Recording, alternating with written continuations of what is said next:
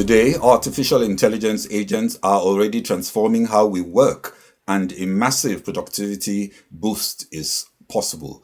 The ongoing Middle East conflict may depress business confidence, but also expands resource scarcity and increases costs, thus intensifying the case for artificial intelligence uptake.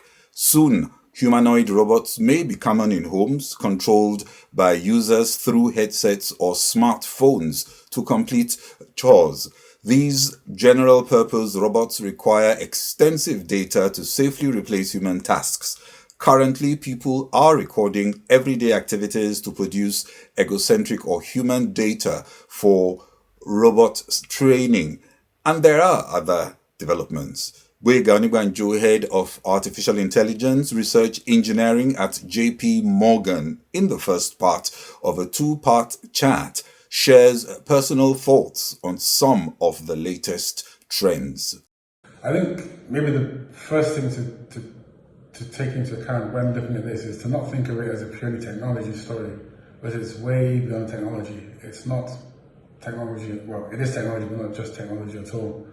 We need to think of advances in AI in 2026 and beyond more as a complete revolution in the workforce, in the way work is done, the work way is measured. So for example, maybe one way to think about this is, imagine, if you will, what would happen if we were to introduce, say, 20 billion skilled workers into the economy. These guys would be sort of graduate level equivalents that have 2 to 3 years worth of experience, so not super experienced, but really good, competent graduate, second, third year guys. And imagine these guys could work 24/7, never complaining, never needing food, never needing breaks, and only costing $20 each. Imagine what that would do to the economics of hiring people and running things in the world. And this is how to think about the impact of AI from a non-technical perspective. What's happened over the last few years? Well, the biggest advances really have come from, I think you probably have heard about agents. It just ran back a couple of years, back to when ChatGPT first hit the scenes, and everyone was really impressed with the ability to chat and ask questions and for it to generate images for you to play with. That seemed really cool. It was very clever, but it couldn't actually do anything that you consider useful. Agents changes all that. With agents harness the power of AI as we know it, and it connects them to actual real things. So rather than just asking questions, you can actually ask agents to do things like book trips for you. You can ask agents to write programs for you. You can say, for example, I want a system that enables me to trade wheat, and I want you to do some research, and the agent will actually put together some tools to go look into the past. It'll decide to look up, say, wheat prices in the past, and correlate them to values of currencies, and it can do all that in the background. So it's possible to actually set up a team of agents that will go off and do work overnight, and the work they do will be the equivalent of like 20, 30, 50 people. This is where we are now.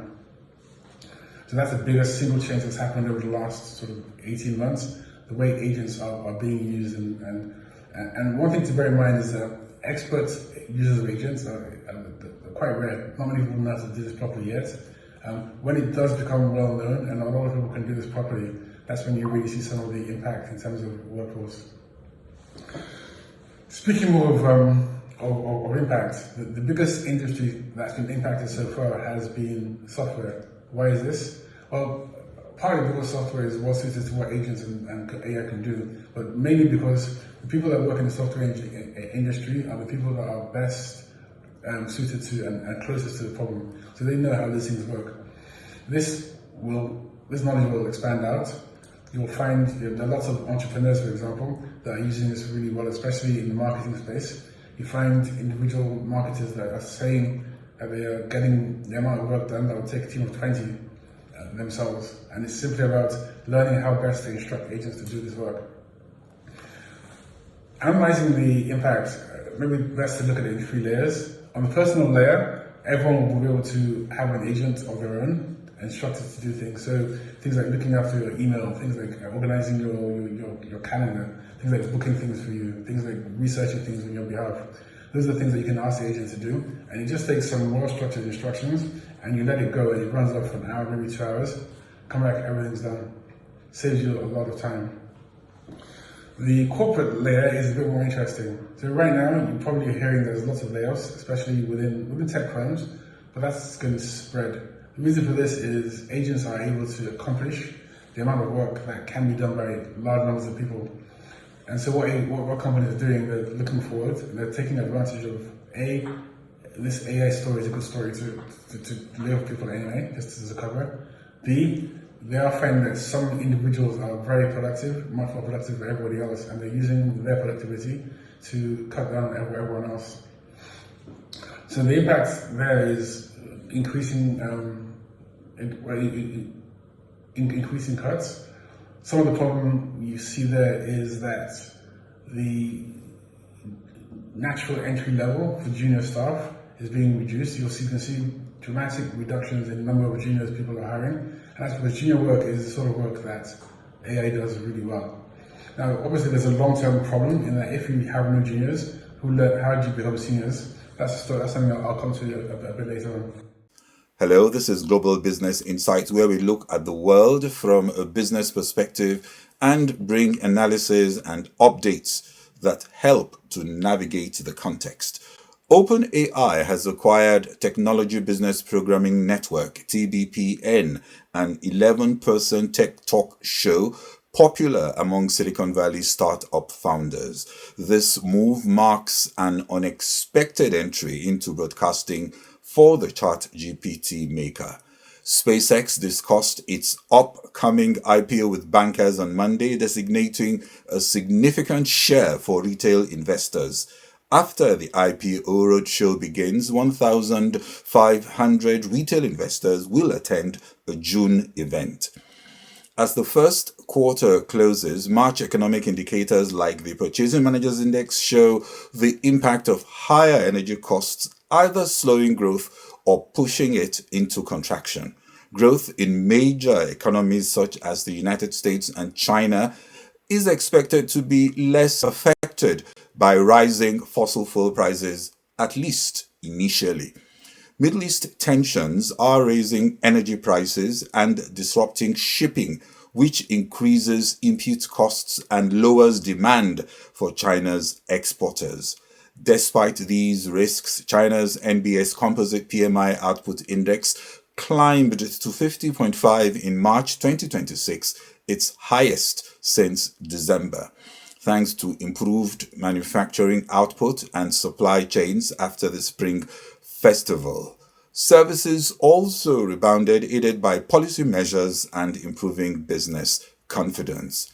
The S&P Global United States Composite PMI Index revealed a sharper slowdown in private sector activity as a renewed contraction in service sector activity, that is 49.8, that's the March Services PMI versus 51.7, offset a stronger uptake in manufacturing output. PMI was down to 50.3 in March 2026 from a preliminary 51.4 and also the lowest reading since September 2023. Also, we saw growth in new work easing to a 3-month low as business confidence in the coming 12 months was the most subdued since last October. But there was some good news as U.S. non-farm payrolls rose 178,000 in March, a significant reversal from the 133,000 decline in February and better than estimate for 59,000 jobs. The healthcare, responsible for much of the growth, added 76,000 jobs. That's the healthcare sector. The unemployment rate inched down to 4.3%, largely from a sharp reduction in the labor force.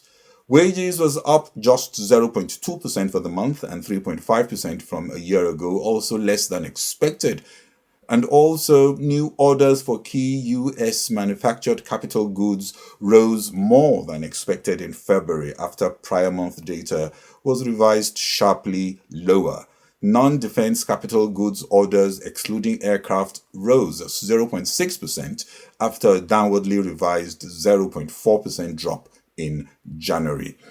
Eurozone manufacturing PMI rose to 51.6 in March 2026, beating both estimates and February's figure.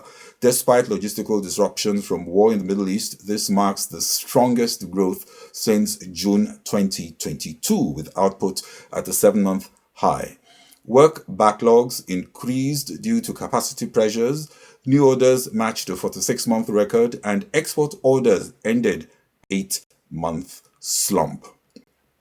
In the UK, cracks are already showing due to sinking confidence amid the Middle East conflict, rising inflation, and expectations of higher borrowing costs. The S&P UK Global Composite PMI fell to 51.0 in March 2026, down from 53.7 in February and below expectations of 52.9 as both services and manufacturing activity weakened.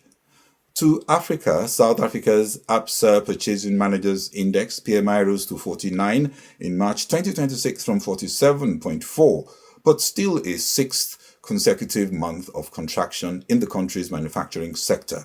But the S&P South Africa PMI print rose to 50.8 in March from 50.0 in February, also the first upturn in business conditions for 6 months. Businesses increased output and boosted job creation, but faced challenges such as falling export orders, slower deliveries, and rising input costs due to the Middle East crisis. The stronger US dollar raised import prices, while higher fuel costs also limited demand. The Stanbic Bank Kenya Purchasing Managers Index fell to 47.7 in March from 50.4 in February. It is the first time since August 2025 that the index has gone into contraction, that is below 50.0. The Stanbic IBTC Bank Nigeria PMI dropped to 51.9 in March 2026 from 53.2 in February, indicating ongoing but slower expansion. Output growth declined due to higher fuel costs and mixed sector performance. Manufacturing and services fell, while agriculture and wholesale and retail grew. Analysts expect persistent high interest rates to further weigh on growth. The Nigerian economy is now forecasted to grow by 4.22% year-on-year in 2026, up from 3.87% year-on-year in 2025. Oil sector growth will likely slow to 3.01% year-on-year as crude production averages 1.70 million barrels per day. However, Central Bank of Nigeria PMI data showed activity rising to 53.2 in March, reflecting steady gains in industrial subsectors and services. Global risk-off sentiment could mean investment outflows from emerging economies, another dimension to watch, but the non-Gulf oil producers like Nigeria are perceived as much safer investment havens given the boost to their fiscal buffers. Still on oil dynamics, OPEC Plus met on Sunday and agreed to raise oil output quotas by 206,000 barrels per day for May. The modest rise largely exists on paper as key members Saudi Arabia, the UAE, Kuwait, and Iraq are unable to raise production due to shipping logistics challenges. US President Trump now says that freedom of navigation through the Strait of Hormuz must be part of a deal to end the Middle East war. IMF head Gboyega says ahead of an updated forecast by the global lender that the war in Iran will lead to higher inflation and slower global growth.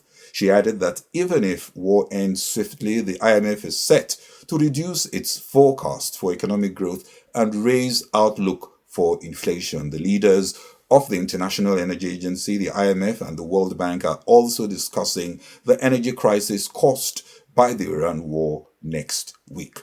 Today saw relief for markets. European and UK stocks soar over 3% on market open, with travel stocks up 7% leading gains. US futures jumped also as Brent crude tumbled after Trump announced an extension of Iran's deadline by 2 weeks. The extension is subject to Iran's agreeing to the immediate and safe opening of the Strait of Hormuz. Asian markets also rose, with South Korean stocks leading gains. Well, that's all on this special edition of Global Business Insight. This is Bode Oshosami. Do not forget to subscribe and hit the notification button. Bye-bye.